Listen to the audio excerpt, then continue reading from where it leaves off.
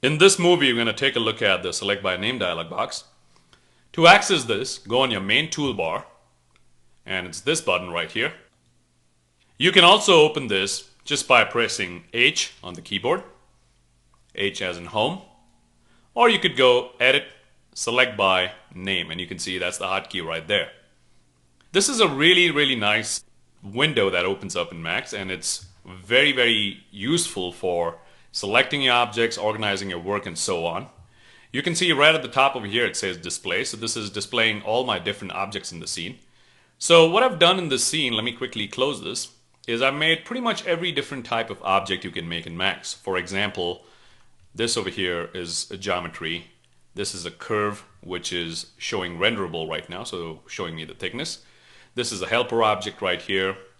These guys over here, these capsules, are in a group, and we will learn about all these things in the later movies. This is a light over here. This is another helper object. This is a space warp over here, like a gravity space warp. These are some bones, and so on, and a camera right here. So let's quickly go back to the Select by Name, either by pressing H or clicking on this button right here. And you can see how everything is nicely displayed in the scene root. And right now this one's my display geometry, my display shapes. So if I turn off display geometry, all my geometry is going to turn off. If I turn off shapes, all the shapes are going to turn off. If I turn off lights, these are my lights over here, fill light and main light target. You can see that they're gone, so they're not displaying. Cameras, so just remember they're just not displaying over here. But if I say OK right now, they're still in the viewport. And if I turn off my helpers right now, so my dummy is not going to show up. Space swaps and so on. This is my groups button, so I have a simple group over here. So the capsules group, and you can see that's the icon for that. And get familiar with these icons right here. You can see these icons over here are exactly the same. So you can look at this, that's your geometry, these are your lights, and so on. This is your shapes, these are your cameras, and so on. So display groups. Doesn't show me the groups. I don't have any xrefs. Xrefs are nothing but external references in Max. So you can have an object on the outside, not exactly in the same Max scene, but you can still call it in your current Max scene. So I don't have any xrefs. Joints or bones right here. I've named them joints. Display bones, and they're not showing. Plus I can also say display all, display none, or inward display. I don't have any selection sets right now, so these buttons are for the selection sets.